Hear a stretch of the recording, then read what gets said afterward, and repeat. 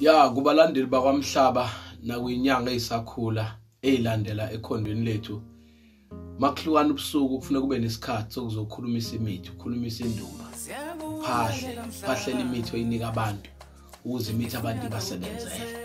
Lelo siko ke ngilenzayo mina ikhathi ngekhathi. Amen. Njengoba nibona la sinembiza la kaZifo zonke. Iyasiza yelapha. Sizoba nobulawo benhlaka. Sizoba nentelezi.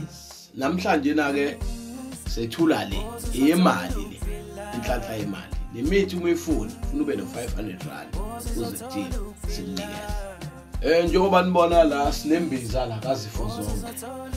Iyasiza yelapha. Sizoba nobulawo benhlaka.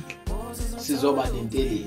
Namhlanje na ke sethula le imali le inhlanhla yemali. Nemithi umuyifuna ufuna ube no500 rand uze kuthini sikunikeza.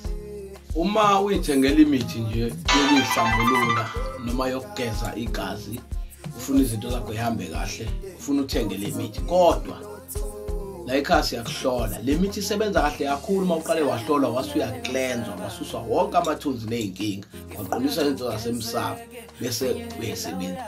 Ngibiza bonke abantwana bala ekhaya asebagezwa la ekhaya balashwa. Ukuthi uzani nizothatha le nduku yemali phatha u500 rand nizobona izinto ukuthi zizoshesha kanjani kuloku enikubonayo nakuloku enanikufisile. Uhlale unayo le nduku ingapheli. Uma sisuke laphile sakwenzela izinto sinikeza ifeedback, sifonele usichazele ukuthi ubonani. Bese sibone ukuthi kufuna sibheke ngaphi sikusize siqhubeke siye phambili. Unganyamalali noma uhlehle enyangeni. Sondela sibe siqhubeke. Sifonele kwi-office line yethu, siyawathatha ama calls. Komhlaba sawubona. Yebo.